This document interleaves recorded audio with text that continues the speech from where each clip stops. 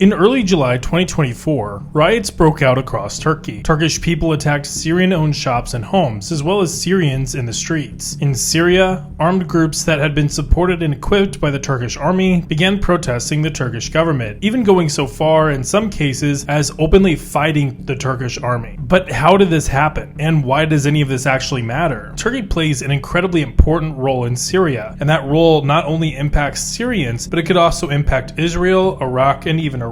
And the outbreak of violence could make this whole situation even more complicated. Now let's start by peeling back this onion by first discussing how exactly Turkey ended up in northern Syria to begin with. Syria was plunged into a civil war during the Arab Spring over a decade ago, and this civil war was an absolute mess. There wasn't just one side fighting Assad, there were several, each with a different idea on how Syria should be ruled in the future. These sides not only fought Assad, they fought each other. During these battles, entire cities were destroyed. Aleppo, Syria's second largest city, was reduced to rubble and still has to this day struggled to recover. Tens of thousands of Syrians fled to neighboring Turkey. The Syrian military would suffer desertions, defections, and heavy casualties, and so the Syrian government would have to rely on militia groups. The war got even more complicated with the rise of ISIS, which was able to seize large swaths of territory in northern Syria. This pretty much led to every group in the civil war having to pause fighting each other and start fighting ISIS, drawing in even the United States, Russia, and Turkey. Turkey wanted to establish safe zones along its border, not only to protect against ISIS,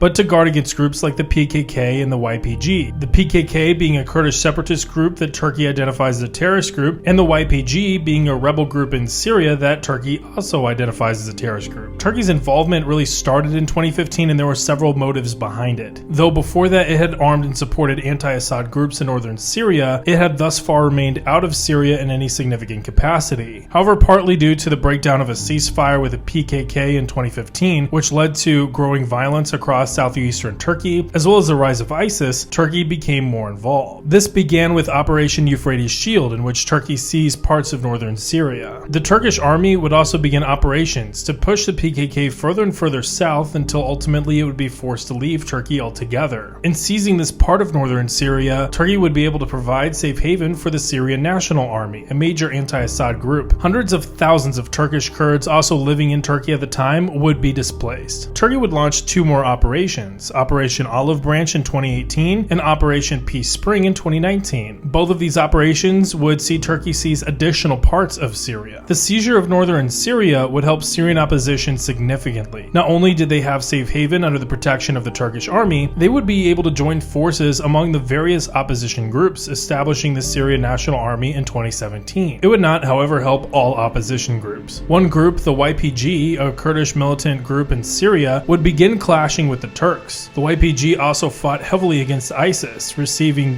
US, Swedish, and Finnish support, even though Turkey branded them as terrorist groups. In fact, this is one of the key diplomatic battles that Turkey had to resolve between Sweden and Finland in order to allow Sweden and Finland to ultimately join NATO this past year. After the fall of ISIS, the Syrian civil war would slow down. Both sides, exhausted from fighting with each other as well as against ISIS, have really not been in any shape to resume fighting against each other since. Still, Turkey has remained in northern Syria, providing aid to the SNA while battling the YPG and the PKK. Syrian refugees would still remain in Turkey in large numbers, with many gaining Turkish citizenship. COVID and then the war in Ukraine, as well as the war in Gaza, would all distract from the happenings in Syria, at least kinda. Israel and Iran remain heavily invested in Syria, with US troops also remaining in Syria alongside Russian troops. Syria is still an absolute mess, it's just a bit quieter than it used to be, at least until lately. In early July 2024, social media posts began to spread in Turkey about a Syrian refugee that had sexually attacked a minor in Turkey. This led to an outbreak in violence within Turkey targeting Syrian refugees and their property. Also in early July, Turkish President Erdogan opened the door towards normalization in diplomatic relations with Syria. Enraged by the violence against Syrians in Turkey, as well as the apparent betrayal by Erdogan, Syrians in the occupied areas of northern Syria protested. Some protested with weapons, with several several being wounded and killed in the clashes between the SNA and the Turkish army that resulted. While Erdogan's quote is indeed vague, all he said is that he would be willing to meet with Assad to discuss diplomatic normalization anytime. But that is all that the Syrians that had fought so long and so hard against Assad really needed to hear. Consider as well Turkey's condemnation over Israel's invasion of Gaza and support for Palestine. The situation in Turkey quickly escalates beyond just Syria. Should an Israeli-Hezbollah war break out, Syria becomes a theater in that war. This opens the door for the SNA to resume fighting against a distracted Syrian regime, and without having to worry about Hezbollah or Iran directly fighting back. The PKK and the YPG have not disappeared, and they are still operating in north and northeastern Syria, as well as in Iraq. And Turkey's not really in a position to just leave Syria if they wanted to. Should Turkey withdraw from Syria, both the YPG and the PKK would have an opening not only to areas that Turkey occupied, but also into Turkey itself. Prior to Turkey's occupation of northern Syria, the PKK launched terrorist attacks all throughout eastern and central Turkey. Heavy military intervention and the expulsion of the PKK eventually pushed the majority of attacks towards the border and occupied areas. So Turkey is basically stuck for now. If Turkey withdraws, then the PKK might return to Turkish soil and launch more attacks on Turkish soil. If Turkey stays in Syria, however, then its troops remain a target for not only the PKK and the YPG, but also for the remnants of ISIS and the SNA potentially if Turkey were to normalize relations with Assad. However, the longer relations with Syria remain what they are today, Turkish troops remain a target from loyalist groups. If a war breaks out between Israel and Hezbollah, there aren't a lot of options for Turkey themselves to do anything about it despite its rhetoric. It could support Hezbollah, again betraying the Syrian National Army, as they've been a rival group, potentially painting a target on every Turkish soldier in Syria. Thus, Erdogan really has to walk a tightrope in Syria. It's not like he can just do away with Assad either. Not only has Russia stabilized the Assad regime, they both want similar things. The Assad regime as well as Russia want to secure and safeguard Assad's hold on power, while Turkey wants to eliminate the YPG and the PKK. And it's here that the goals of both groups overlap. And this is also an area that has become a huge source of tension between Turkey, the United States, and NATO. Turkey, a NATO member, has previously purchased Russian S-400 air defense systems specifically with its fighting in Syria in mind. The United States has also supported the YPG, especially in the fight against ISIS. And so there have been cases where US support has actually gone towards fighting Turkey. Overall, however, Turkey's actions in northern Syria have elevated Turkey to the world stage. It's allowed Erdogan to pursue a more aggressive and nationalistic foreign policy while placing it as a mediator between the US and Russia, which has been key with regards to Ukraine. In fact, Turkey played a key role in helping negotiate the Ukraine grain deal